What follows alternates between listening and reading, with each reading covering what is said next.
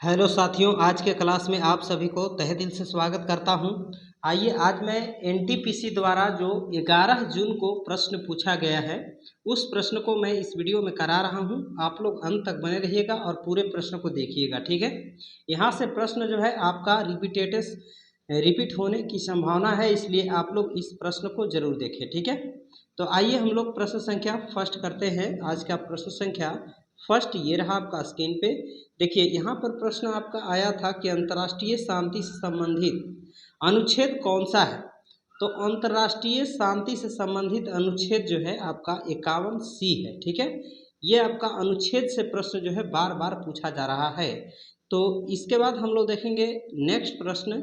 ये देखिए एक प्रश्न आया था आपका एग्जाम में कि भारतीय सिविल सेवा किस ब्रिटिश अधिनियम के द्वारा शुरू की गई थी। तो ये आपका भारतीय सिविल सेवा ICS को 1853 के चार्टर अधिनियम के द्वारा ब्रिटिश शासन के द्वारा शुरू किया गया था, ठीक है।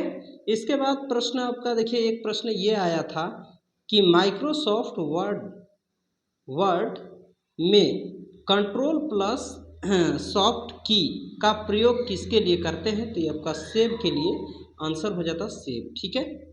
चलिए प्रश्न है आपका नेक्स्ट, कंप्यूटर में टास्क बार का प्रयोग किसके लिए किया जाता है। ये प्रश्न आपका पूछा गया था 11 जून को, ठीक है। 11 जून के तीनों शिफ्ट में जो प्रश्न आए हैं इस वीडियो में मैं लेकर के आया हूं। आप लोग अंत तक बने रह करके पूरे प्रश्न को देखिए। और यदि आप मेरे चैनल पर पहली बार विजिट किए हैं तो चैनल को जरूर सब्सक्राइब कीजिए, ताकि मैं जो भी वीडियो अपलोड करूं उसका नोटिफिकेशन आप तक सबसे पहले पहुंच पाए। तो आइए प्रश्न देखते हैं। कंप्यूटर में टास्क बार का प्रयोग किसके लिए किया जाता है। तो ये आपका चल रहे प्रोग्रामों को देखना और उनके बीच स्विच करना और स्टार्ट मेनू और अन्य महत्वपूर्ण सेटिंग्स तक पहुंचाने प्राप्त करना होता है, ठीक है। इसके बाद प्रश्न देखिए, एक प्रश्न ये वाला प्रश्न आपका आया था कि निम्नलिखित में से कौन सी प्रायद्वीपीय भारत की नदी नहीं है। तो यमुना नदी जो है भारत की नदी नहीं। इसके बाद आपका प्रश्न आया था ये वाला प्रश्न। देखिए प्रश्न है कि उच्च न्यायालय किस अनुच्छेद के तहत रिट जारी कर सकता है। तो ये आपका अनुच्छेद 226 रिट जारी कर सकता है, ठीक है। इसके बाद प्रश्न आपका आया था कि सुभाष चंद्र बोस पहले INA का सदस्य कौन था। तो ये आपका मोहन सिंह था। मोहन सिंह यदि आप आंसर किए होंगे तो आपका आंसर करेक्ट होगा। इसके बाद एक प्रश्न आपका एग्जाम में आया था कि छौक नामक पुस्तक के लेखक कौन है। तो ये आपका छौक नामक पुस्तक के लेखक जो है अभिजीत बनर्जी है, ठीक है, जो अर्थशास्त्र के नोबेल पुरस्कार विजेता भी हैं। इसके बाद प्रश्न आपका आया था कि दीवान ए अमीर कोही किसके द्वारा बनवाया गया था। तो ये आपका दिनाव ए अमीर कोही जो है नामक कृषि विभाग की स्थापना मोहम्मद बिन तुगलक ने बनवाया था। इसके बाद प्रश्न है आपका, एक प्रश्न आया था कि घनत्व ज्ञात करने का सही सूत्र क्या है। तो घनत्व बराबर द्रव्यमान बटे आयतन है, ठीक है। इसके बाद आपका प्रश्न जो है आया था कि निम्नलिखित में से कौन सा एक उत्तराखंड का प्रमुख आदिवासी समूह है। तो ये आपका थारू राइट आंसर हो जाएगा। थारू यदि आप किए होंगे तो आंसर आपका करेक्ट होगा। इसके बाद प्रश्न है कि किस देश में अधिक उद्यमपति पाए जाते हैं, जहां सबसे अधिक करोड़पति और अरबपति रहते हैं। तो ये प्रश्न आपका आया था, और इसका आंसर जो है संयुक्त राज्य अमेरिका हो जाता, ठीक है। इसके बाद देखिए एक प्रश्न आया था कि भारतीय संविधान का 99वां संविधान संशोधन किससे संबंधित है। तो ये आपका राष्ट्रीय न्यायिक नियुक्ति आयोग की स्थापना से संबंधित है। इसके बाद प्रश्न देखिए ये वाला प्रश्न एक आया था कि निम्नलिखित में से कौन सा नृत्य जिसमें राधा और कृष्ण के रसलीला से संबंधित है। तो ये आपका मणिपुरी नृत्य जो है इसमें आपका राधा और कृष्ण के रसलीला से संबंधित है। इसके बाद प्रश्न देखिए आया था कि वित्त वर्ष 2025 से 2026 में भारत में सीमेंट की मांग में कितने प्रतिशत की वृद्धि होने की संभावना है। तो 6 से 7% वृद्धि होने की संभावना है। इसके बाद देखिए प्रश्न पूछा गया है कि भारत के क्षेत्रीय सीमा कितनी समुद्री मील दूरी तक फैली हुई है। तो इसका आंसर हो जाता 12 समुद्री मील तक फैला हुआ है। इसके बाद प्रश्न देखिए, ये प्रश्न पूछा गया है कि नगर परिषद का कार्यकाल कितने वर्ष का होता है, तो 5 वर्ष का होता है। यदि 5 वर्ष आप किए होंगे तो आपका आंसर करेक्ट होगा। एक प्रश्न देखिए, ये वाला प्रश्न पूछा गया है कि लेटर को होल्ड करने की शॉर्टकट की क्या होती है, तो कंट्रोल+B होता है। ठीक है, चलिए एक प्रश्न देखिए पूछा गया प्रश्न है कि मॉस्की शिलालेख कहाँ पर स्थित है, तो ये आपका कर्नाटक राज्य के रायचूर जिले में मॉस्की नामक स्थान पर स्थित है। इसके बाद देखिए प्रश्न पूछा गया है कि यूएस ओपन 2024 का खिताब किस महिला खिलाड़ी ने जीता, तो आर्यना सबाकालेंका, ठीक है, आंसर हो जाएगा। इसके बाद देखिए प्रश्न पूछा गया है कि प्रधानमंत्री नरेंद्र मोदी का निजी सचिव किसे नियुक्ति किया गया है, तो ये आपका निधि तिवारी को किया गया है। इसके बाद देखिए प्रश्न पूछा गया है कि कौन सा भारतीय राज्य भूटान और बांग्लादेश के साथ अपनी सीमा साझा करती है, तो अब असम राज्य जो है साझा करती है। इसके बाद नेक्स्ट प्रश्न है, देखिए इस प्रश्न का आंसर क्या होगा। देखिए प्रश्न आया था कि एक इमारत के ग्राफिक डिजाइन प्रिंट करने के लिए कौन सा डिवाइस सर्वाधिक उपयुक्त है, तो इसका आंसर हो जाएगा प्लॉटर। ठीक है, इसके बाद इससे आपका प्रश्न पूछा जा सकता है कि एडोब फोटोशॉप, एडोब इलस्ट्रेट और एडोब इन डिज़ाइन, ठीक है, इस पर जो है प्रिंट किया गया है। इसके बाद प्रश्न है कि राजस्थान से होकर बहने वाली एकमात्र नदी कौन सी है, तो ये आपका लूनी नदी है। लूनी यदि ऑप्शन में होगा तो इसको मारे होंगे तो आपका आंसर करेक्ट होगा। इसके बाद प्रश्न है स्वदेश सेवक गृह किस स्वतंत्रता पहल से संबंधित है, तो ये आपका गदर आंदोलन से संबंधित हो जाएगा, राइट आंसर। इसके बाद देखिए प्रश्न पूछा गया है कि UNFCCC COP30 2025 की मेजबानी किस देश ने की थी, तो ये आपका ब्राज़ील देश ने किया था।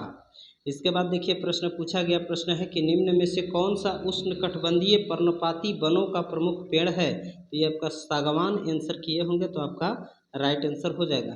इसके बाद प्रश्न है कि 2011 की जनगणना के अनुसार भारत की लिंगानुपात कितनी है, तो प्रत्येक 1000 पुरुषों पर महिलाओं की संख्या 943 करेक्ट हो जाएगा। ठीक है, इसके बाद एक प्रश्न देखिए पूछा गया प्रश्न है कि अंतर्राष्ट्रीय सौर संगठन के अध्यक्ष के रूप में फिर से किसे चुना गया, तो ये आपका RK सिंह को चुना गया है।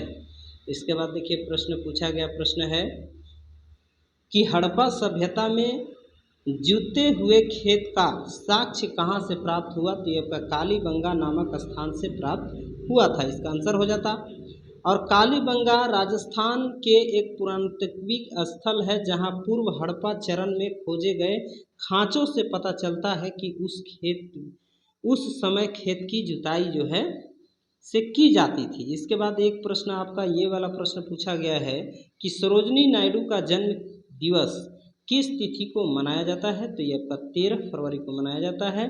2025 में 143वीं जयंती मनाई गई, राष्ट्रीय महिला दिवस के रूप में भी मनाया जाता है।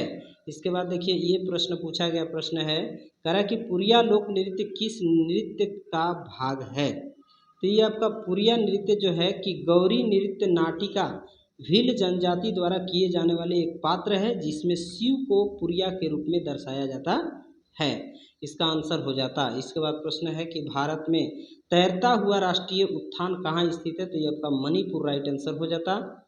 केइवुल लामजाओ राष्ट्रीय उद्यान जो है उसके अंतर्गत आता है। इसके बाद प्रश्न देखिए एक पूछा गया प्रश्न है कि सम्राट अशोक के बाद उसका उत्तराधिकारी कौन बना था, तो यहाँ पर दशरथ मौर्य उत्तराधिकारी बने थे और दशरथ मौर्य अशोक के कौन थे, पौत्र थे। ठीक है, इसके बाद प्रश्न देखिए ये प्रश्न पूछा गया प्रश्न है कि 12 वर्ष बाद किस विधि से किसी विदेशी को नागरिकता मिलेगी, तो 12 वर्ष के बाद विदेशी नागरिकता प्राधिकरण द्वारा भारत की नागरिकता प्राप्त हो सकती है। यह प्रक्रिया भारत द्वारा नागरिकता अधिनियम 1955 के तहत निर्धारित की गई। इसके बाद आंसर देखिए एक क्वेश्चन का आंसर ग्लोबल इंक्यूबेशन इंडेक्स कौन जारी करता है? तो ये आपका विश्व बौद्धिक संपदा संगठन WIPO के द्वारा, ठीक है। और ग्लोबल इन्वेंशन इंडेक्स 2025 में भारत का स्थान कैवा है? तो ये आपका 39वां स्थान प्राप्त किया है। इसके बाद देखिए एक प्रश्न आपका आया था कि फ्रुक्टोज में कौन सा अभिकर्मक पाया जाता है? तो फ्रुक्टोज में कोई अभिकर्मक नहीं पाया जाता है। यदि ऑप्शन आपका नहीं दिया होगा तो उस पर करेक्ट करना था। इसके बाद एक प्रश्न आपका आया था कि ब्रिक्स शिखर सम्मेलन 2025 कहाँ आयोजित हुआ? तो ये आपका ब्राज़ील में हुआ था। इसके बाद प्रश्न देखिए, एक प्रश्न ये प्रश्न पूछा गया है कि त्रिस्तरीय पंचायती राज्य के 3 स्तर कौन कौन से होते हैं? तो ग्राम पंचायत, पंचायत समिति और जिला परिषद होता है। इसका करेक्ट आंसर हो जाता है। इसके बाद एक प्रश्न ये भी पूछा गया है कि 1918 खेड़ा आंदोलन में गांधी जी का साथ किसने दिया था? तो सरदार वल्लभ भाई पटेल ने दिया था। इसके बाद ये प्रश्न आपका पूछा गया प्रश्न है कि भारतीय रिजर्व बैंक की भारत में कुल कितनी शाखाएं हैं? तो भारत में RBI की 31 शाखाएं हैं।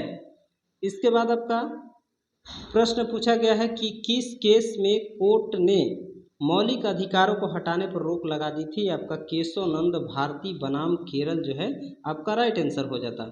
इसके बाद एक प्रश्न ये भी पूछा गया है कि लवणीय क्षारीय मृदा कहाँ पाई जाती है? तो ये आपका लवणीय क्षारीय मृदा जो है, जिसे नमक प्रभावी मिट्टी भी कहा जाता है, शुष्क और आर्द्र शुष्क क्षेत्रों में खासकर उन स्थानों पर पाई जाती है जहां जल निकासी की व्यवस्था अच्छी नहीं होती है और मिट्टी में लवणों का जमाव अधिक होता है। भारत में यह मुख्य रूप से उत्तर प्रदेश, बिहार, पंजाब, हरियाणा, राजस्थान, गुजरात, महाराष्ट्र और आंध्र प्रदेश के कुछ हिस्सों में पाई जाती है। तो यहाँ पर जो है से थोड़ा सा लंबा आंसर हमने किया है, लेकिन इसका आंसर जो है सॉर्ट आउट इसी में से किया गया है, ठीक है। आप लोग देख लीजिएगा। कह रहा है कि 2025 तक भारत में कुल कितने ग्राम पंचायतें हैं? तो 2025 तक भारत में लगभग 2,50,000 ग्राम पंचायतें हैं। इसके बाद प्रश्न एक ये प्रश्न आपका आया है कि हाल ही में MS स्वामीनाथन पुरस्कार से किसे सम्मानित किया गया? तो डॉक्टर PV सत्यनारायण जो है करेक्ट आंसर हो जाता है। इसके बाद यहीं पर आज का क्लास जो है आपका समाप्त होता है। आप लोगों को वीडियो अच्छा लगा तो आप मेरे चैनल को सब्सक्राइब कीजिए, वीडियो को लाइक एंड शेयर कीजिए, ताकि मैं जो भी वीडियो अपलोड करूं उसका नोटिफिकेशन सबसे पहले आप तक पहुंच पाए। Thanks for watching this video.